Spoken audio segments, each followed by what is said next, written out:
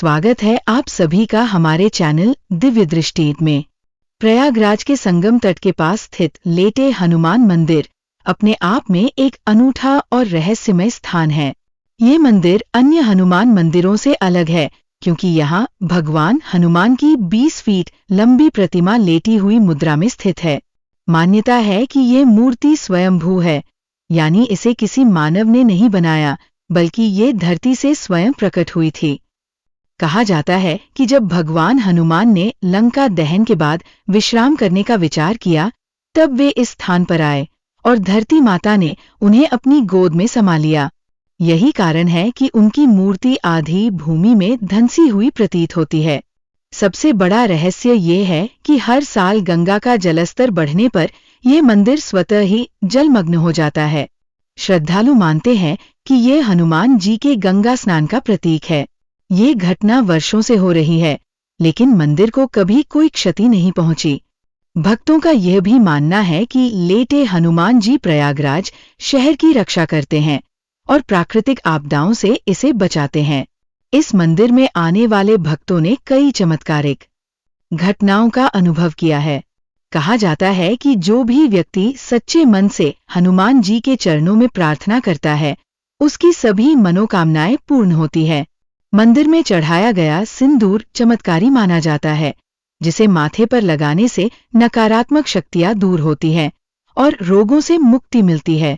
इस मंदिर से जुड़ी कई किंवदंतियां प्रचलित हैं। एक कथा के अनुसार एक भक्त जब भयंकर संकट में था और उसके व्यापार में लगातार घाटा हो रहा था, तो किसी ने उसे इस मंदिर में आकर 40 दिन तक हनुमान चालीसा का पाठ करने की सलाह दी। उसने वैसा ही किया और कुछ ही महीनों में उसकी स्थिति पूरी तरह बदल गई। इसी तरह कई लोग बताते हैं कि जिनका कोई असाध्य रोग था, वे यहाँ आकर प्रार्थना करने के बाद पूरी तरह स्वस्थ हो गए। हनुमान जी की ये विश्राम मुद्रा भक्तों को ये संदेश देती है कि सेवा और भक्ति के बाद विश्राम भी आवश्यक है।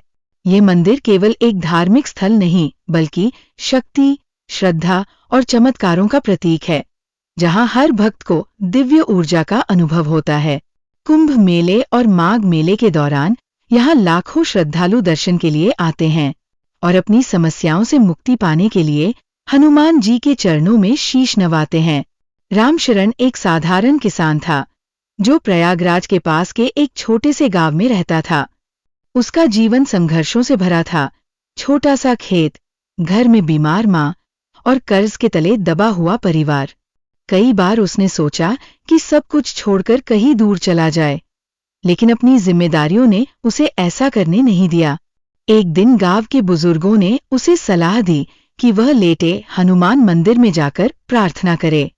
उन्होंने कहा, हनुमान जी की कृपा से हर असंभव कार्य संभव हो सकता है। हालांकि रामशरण इन बातों पर ज्यादा विश्वास नहीं करता था, लेकिन उसने सोचा कि आखिरी उम्मीद के तौर पर भगवान की शरण में जाना चाहिए। सुबह सुबह वो मंदिर पहुंचा। जैसे ही उसने पहली बार लेटे हुए हनुमान जी की विशाल मूर्ति देखी, उसका मन विचलित हो उठा। इतनी बड़ी मूर्ति, वह भी जमीन में आधी धंसी हुई, देखकर उसके मन में श्रद्धा जागी। उसने प्रणाम किया और चुपचाप हनुमान जी के चरणों में बैठ गया। आंखें बंद कर उसने अपनी परेशानियों को मन ही मन कहा, प्रभु, अब बस आप ही मेरी सहायता कर सकते हैं। मुझे कोई रास्ता दिखाइए। वो घंटों वही बैठा रहा। कब नींद आ गई, उसे पता भी नहीं चला। सपने में उसने देखा कि एक संत स्वरूप महापुरुष हनुमान जी के सामने खड़े हैं।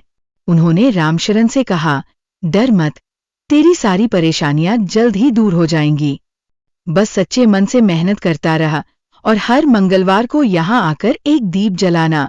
रामशरण की नींद अचानक खुल गई। उसने सोचा कि ये सिर्फ उसका भ्रम था, लेकिन फिर भी उसने संत की बातों को मानने का निश्चय किया। अगले मंगलवार से वह मंदिर आकर एक दीप जलाने लगा और हनुमान चालीसा का पाठ करने लगा। धीरे धीरे चमत्कार होने लगे। उसके खेतों में इस बार फसल उम्मीद से ज्यादा हुई। माँ की तबीयत भी सुधरने लगी। सबसे बड़ा आश्चर्य तब हुआ जब गांव के जमींदार, जिनसे उसने कर्ज लिया था, खुद उसके पास आए और बोले, रामशरण, तेरी ईमानदारी देखकर मुझे तुझ पर भरोसा हो गया है। तेरा कर्ज आधा माफ करता हूँ और बाकी तू जब चाहे चुका देना। रामशरण की आंखों में आंसू आ गए। उसे यकीन हो गया कि ये सब हनुमान जी की कृपा से ही हुआ है। अब वो हर मंगलवार मंदिर में आता और हनुमान जी के चरणों में सिंदूर